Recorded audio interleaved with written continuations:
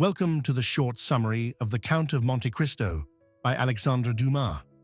This review will cover the key events, characters, and twists of the story, unfolding the tale of betrayal, imprisonment, and ultimate revenge.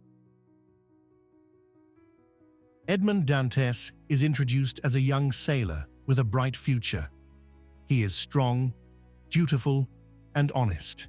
He works hard on his ship and is admired by his crew. Dantès is engaged to Mercedes, a kind and devoted woman of simple beauty. Mercedes stands as a symbol of purity and hope in his early life. Several men play crucial roles in his life, and he considered some of them friends. Fernand Mondego is a rival who secretly envies Dantès because he desires Mercedes for himself. Danglars is a cunning and ambitious man driven by greed. He resents Dantès for his rising popularity among the crew and for the success that Dantès represents. Caderousse is a man weakened by moral decay and self-interest. He wants to harm Dantès for his own benefit. Villefort is an ambitious and ruthless magistrate whose desire for power forces him to cover up his own dark secrets by sacrificing Dantès. Throughout the story, Dantès' attitude toward these characters evolves. Initially, he trusts his friends and believes in justice and honor. However, his friends conspire to frame Dantès for treason. They claim that he carries a letter containing dangerous political secrets supportive of the Bonapartist cause. The supporters of Bonaparte still circulate in high society and within government, hinting at the unstable political climate of the time. This letter, they allege, links him to revolutionary plots during turbulent political times. In a society rife with suspicion and political tension, the evidence they fabricate is sufficient to condemn him without a fair trial. Their actions are deliberate, with each conspirator playing a distinct role to ensure Dantès' downfall. As the conspiracy unfolds, he comes to see Fernand, Danglars, Caderousse, and Villefort as the architects of his downfall. His interactions with Mercedes remain marked by duty and regret. Dantès is swiftly arrested on false charges. He is accused of being an agent of the Bonapartist movement. There is no proper trial. The judgment is harsh and immediate. He is stripped of his freedom and taken away in chains. His future is shattered as he is sentenced to life imprisonment at the notorious Château d'If. The Château d'If is a fortress prison set on a small rocky island in a turbulent sea. Its high, cold stone walls and narrow, damp corridors create a bleak and oppressive environment. Dantès spends his days in a cramped cell with little light, listening to the ceaseless crashing of waves outside. Time in the prison is measured only in the slow, relentless passage of despair. Every detail of the prison, the damp stones, the echoing silence, and the distant roar of the sea forms a stark visual of isolation and punishment. During his long imprisonment, Dantès endures countless days of solitude and hardship. He finds little respite from the monotonous misery of the cell. Amid this darkness, he encounters Abbé Faria, an elderly prisoner renowned for his vast knowledge. Abbé Faria takes on the role of a mentor, teaching Dantès subjects ranging from history and science to languages and philosophy. He also reveals a crucial secret. A hidden treasure lies on the remote island of Monte Cristo. Faria's teachings transform the way Dantès perceives the world. Even within the cold, damp cell, every lesson is a beacon of clarity. Faria provides detailed instructions on how to discover and claim the treasure. He documents maps, codes, and the history of a long-forgotten fortune that can change Dantès' fate. Although the prison remains a place of suffering, Faria's wisdom ignites in Dantès the determination to seek justice for his betrayal. Dantès was imprisoned in the Château d'If for 14 years. After all these years of incarceration, Dantès' opportunity for escape finally arrives. When Abbé Faria dies of illness, Dantès switches places with his body inside the burial sack. The guards carry him to the edge of the prison and hurl him into the stormy sea, believing him to be a lifeless corpse. Underwater, he cuts through the sack with a small knife Faria had given him and swims to the surface. Battling the waves, he reaches a cluster of floating debris and clings to it until he is rescued by a passing smuggler ship, marking the beginning of his new life.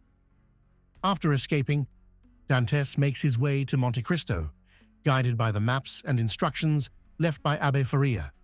He searches the remote island until he discovers a vast cavern adorned with mysterious inscriptions and ancient carvings. Inside the cavern lies a massive wooden chest overflowing with gold coins, glittering jewels, and priceless artifacts. Among the treasures, he finds detailed documents and maps that reveal secret financial routes and hidden networks across Europe. This treasure provides him not only with unimaginable wealth, but also the power to transform his identity completely.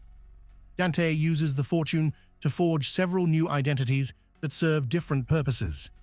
He adopts the persona of the refined and enigmatic Count of Monte Cristo, allowing him to move among the upper echelons of society with authority and discretion.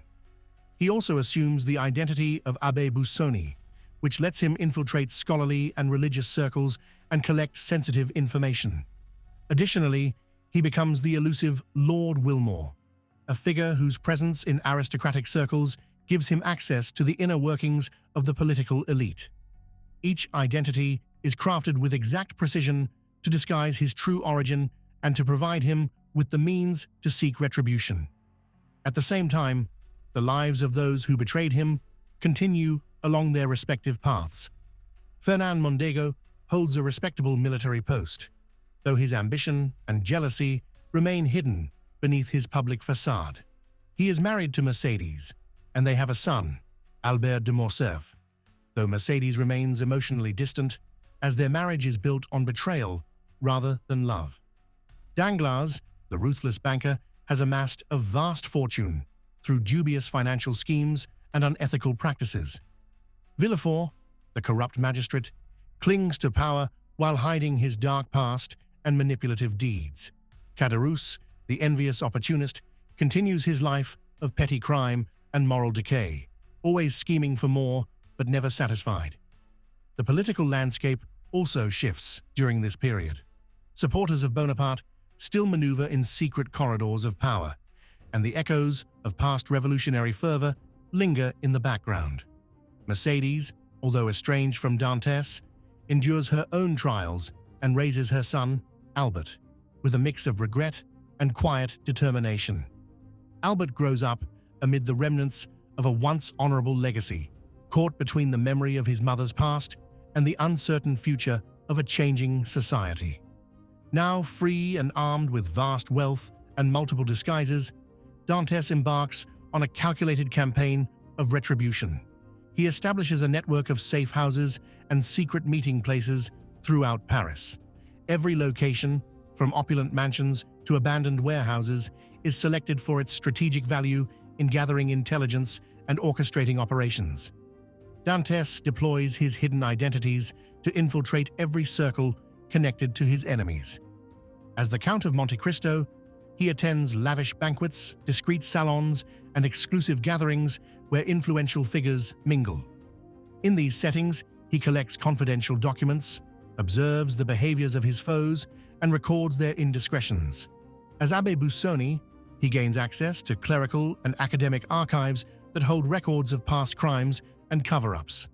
As Lord Wilmore, he moves among the aristocrats, gradually building a dossier of evidence against each conspirator. His network of informants expands steadily. Trusted agents discreetly pass on military reports, financial ledgers, and sealed judicial documents. Every piece of evidence, every recorded conversation, every secret letter is carefully catalogued and stored for the moment of reckoning. Dantès uses coded messages and secret channels to coordinate his efforts and to ensure that his network remains undetected by those who once betrayed him. During these months, the political undercurrents in Paris grow ever more turbulent.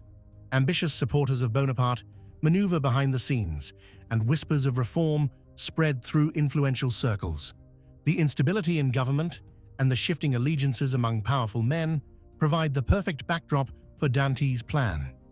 At the same time, Mercédès' son, Albert de Morcerf, matures in an environment steeped in both the legacy of honor and the shadow of betrayal. Albert's presence symbolizes the possibility of renewal, even as the old order of corruption and deceit begins to crumble. Dantès' preparations for revenge are executed with military precision. His hidden identities allow him to move undetected, orchestrating his plan with meticulous precision. The accumulation of evidence reaches a critical mass, and Dantès stands ready to unleash the full force of his retribution. At last, Dantès, now fully transformed into the Count of Monte Cristo, initiates his long-planned revenge in a series of public and private revelations. A grand public event is arranged at a prestigious Parisian courthouse, where every piece of damning evidence is presented in one sweeping display. Each conspirator is forced to confront the consequences of their treachery. Documents and military records expose Fernand's involvement in a fatal cover-up that ruined a noble family's honor. Secret correspondences reveal his jealousy-driven betrayal of Dantès and his lust for Mercédès. At the public event, these records are displayed with exact detail, stripping Fernand of his military titles and confiscating his estates. The shame and despair that follow lead to his demise. He is later found dead in his mansion, his life ended by his overwhelming disgrace. Detailed financial ledgers and internal communications reveal Danglars' extensive embezzlement and corruption. The evidence shows how he manipulated markets and exploited every opportunity for personal gain.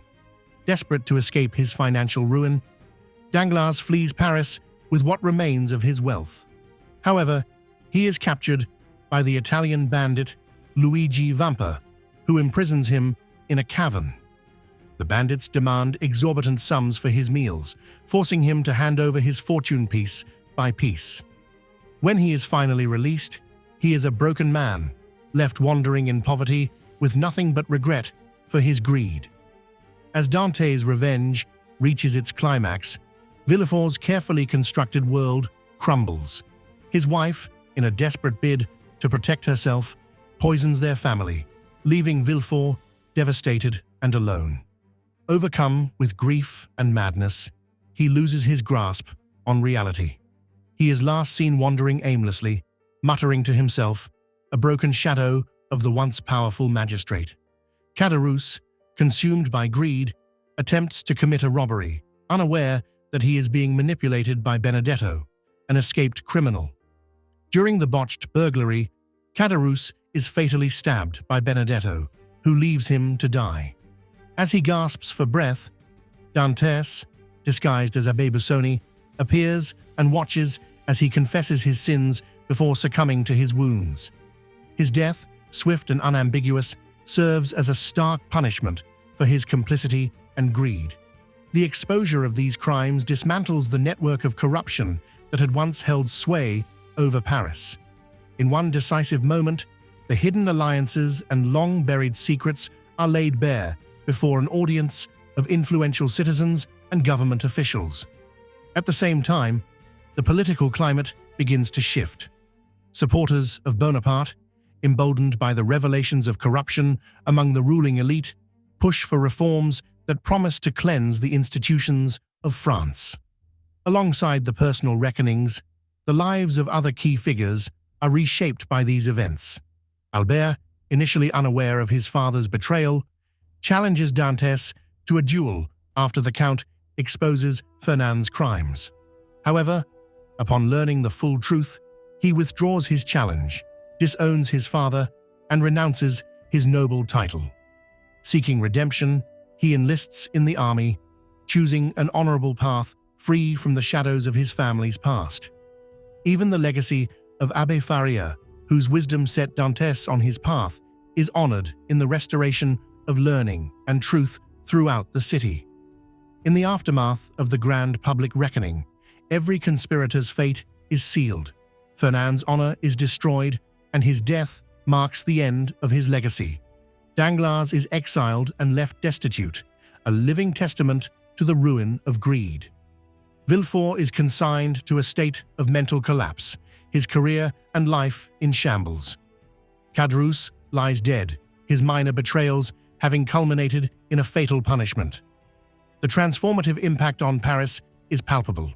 Heartbroken yet resigned, Mercedes leaves Paris behind and seeks refuge in a convent, dedicating her life to solitude and reflection.